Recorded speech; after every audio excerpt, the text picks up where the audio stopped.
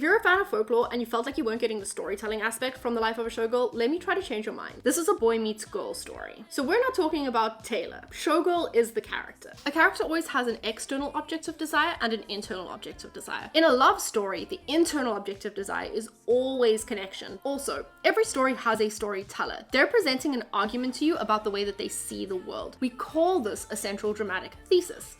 And we argue the central dramatic thesis by teaching the character a lesson. In order to teach them that lesson, we have to give them a misbelief. So for tension in a love story, the misbelief is what helps them pursue the thing that they want. But that thing that they're doing is ultimately keeping them away from the thing that they need, which is real connection. So the goals of the setup are establishing the want, establishing the need, and establishing what that misbelief is. And these are the songs that I think do that the best. So we have the rise, the first rise. We go from the life of a showgirl to father figure. Now we have to go down into the cavernous dip. In Cancelled, we start to see that empire has come at a cost. We can see really what it has meant to make herself hard. She's made herself into a sharp thing. And the character beat here is that she starts to change her view of looking only out for herself to also looking out for other people, the people coming up behind her. But there is still bitterness in the way that she takes them under her wing. She's kind of taking them under her wing in order to teach them how to be hard. Elizabeth Taylor is our bridging song. This bridges us to the internal need because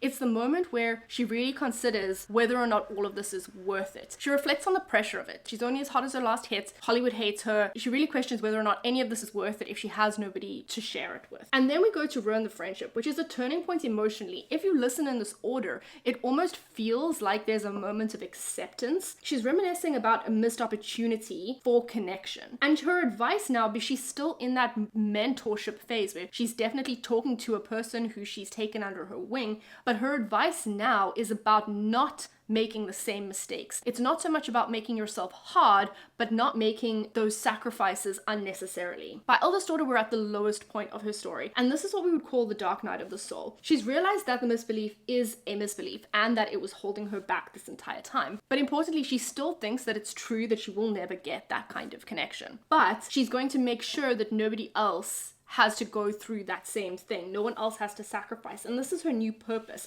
She's kind of realigned with a new personal goal, which is to help and protect and nurture the legacy of showgirls who are following on behind her. So this takes us here from father figure down to eldest daughter, where she's at her lowest point with regards to her internal need. She's at the furthest part away from her internal need. She really truly believes that it's never going to happen for her. Now we're going into this last section. So how do you end a story?